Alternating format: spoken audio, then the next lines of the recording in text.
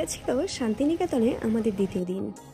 আমরা সবাই সকাল সকাল রেডি হয়ে গিয়েছি, কারণ আমরা আজ বাড়ি ফিরে যাব। তো আজকেই ঘুরে সমস্তটা শেষ করে তবে ফিরতে হবে, তার জন্য সবাই সকাল সকাল রেডি।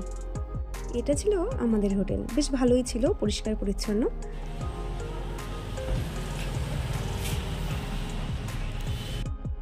যে নদীকে নিয়ে রবীন্দ্রনাথ ঠাকুর লিখেছিলেন, আমাদের ছোট নদী চলে আঁকে বাঁকে, বৈশাখ মাসে তার হাঁটু জল থাকে।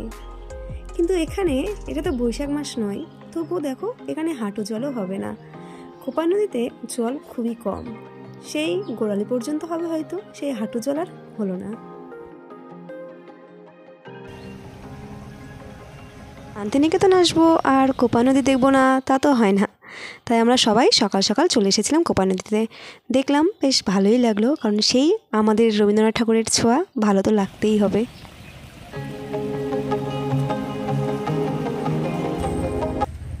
এই যে এটা ছিল আমাদের টোটো, এই টোটো রিজার্ভ করেই আমরা ঘুরছি। এখন আমরা যাব মায়ের কাছে। মায়ের কাছে মানে কঙ্কালীতলা।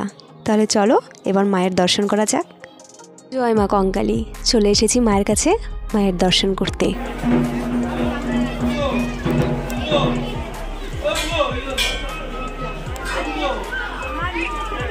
মায়ের কাছে পুজো দেওয়ার লাইন।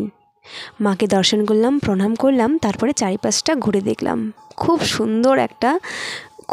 সুন্দরই অনুভূতি বলা যেতে পারে, এত সুন্দর লাগছিল।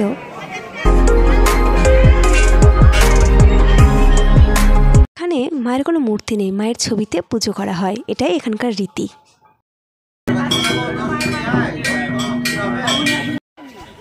কবিগুরুর লেখা, যদি তোর ডাক শুনে কেউ না আসে তবে একলা চলো রে। আহা, কি অপরূপ সুন্দর এই বাঁশির সুর, এত ভালো লাগছিল এই বাঁশিতে এই গানটি শুনে। তোমরাও একটু শোনো আমার সঙ্গে সঙ্গে।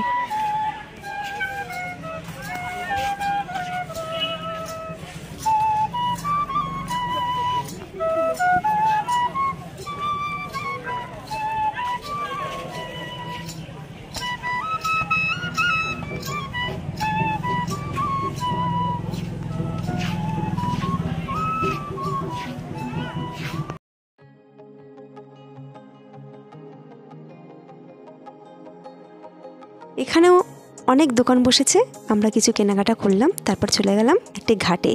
এখান দিয়েও কোপাই নদী বয়ে গেছে, সেই কোপাই নদীর ঘাটে এখন আমরা এসে উপস্থিত হয়েছি।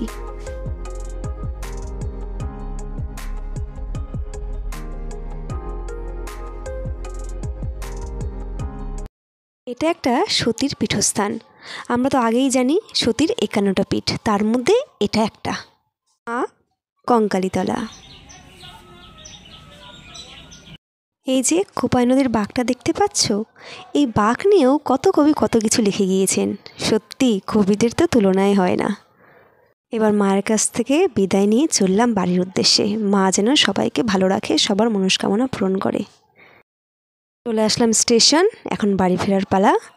খুব ভালো একটা অনুভূতি নিয়ে বাড়ি ফিরছি। মাত্র 1 রাত 2 দিন হাতে নিয়ে একবার চলেই আসো শান্তিনিকেতন।